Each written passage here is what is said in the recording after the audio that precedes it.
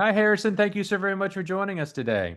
Hey Greg, how are you? Very good. Could you introduce yourself and tell us about your venue and your position there? Sure. So my name is Harrison Williams. I run the Washington County Expo down in Brenham, Texas.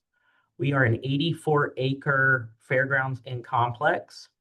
We have three different arenas and about a dozen different venues here on our property. And today we're talking about sustainability, and in particular, could you tell us about your venue facilities and specifically about your building systems, your operational practices, and any policies you developed to be more green? Sure. So our building systems, for in the fairgrounds world, we have very, very large buildings. And we look at lighting and HVAC are really the two biggest building systems that we analyzed year over year. We've done a couple different projects to help enhance that. Operationally, we as a fairgrounds throw away over 500,000 tons of manure and other materials. We buy a lot of shavings. Pallets are a big one. We figured out some creative ways to recycle pallets here internally. That has worked pretty well for us.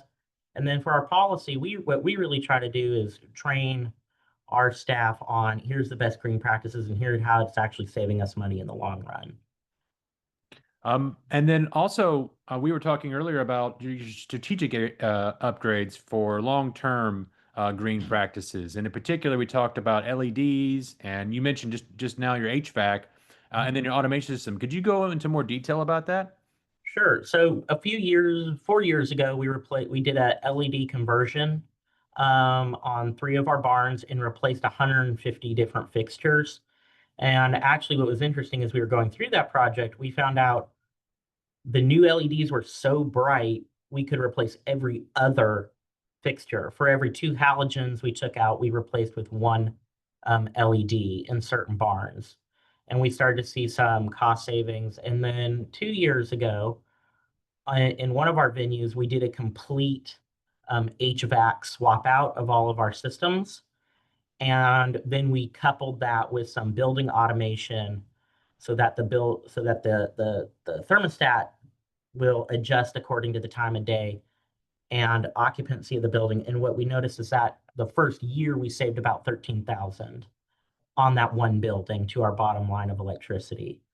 So it's a very worthwhile endeavor on the HVAC front. I think LEDs saved us about 3 grand the first year on that conversion. But every year, every time we spend a little bit to improve, our utility bills keep going down, which we really like to see for something at our scale. Well, thank you, Harrison, so very much for telling for those examples. Did you have anything else you'd like to share with the group? Um, I think that's it. Well, wonderful. Well, thank you so very much, Harrison, for joining us. All right, thank you.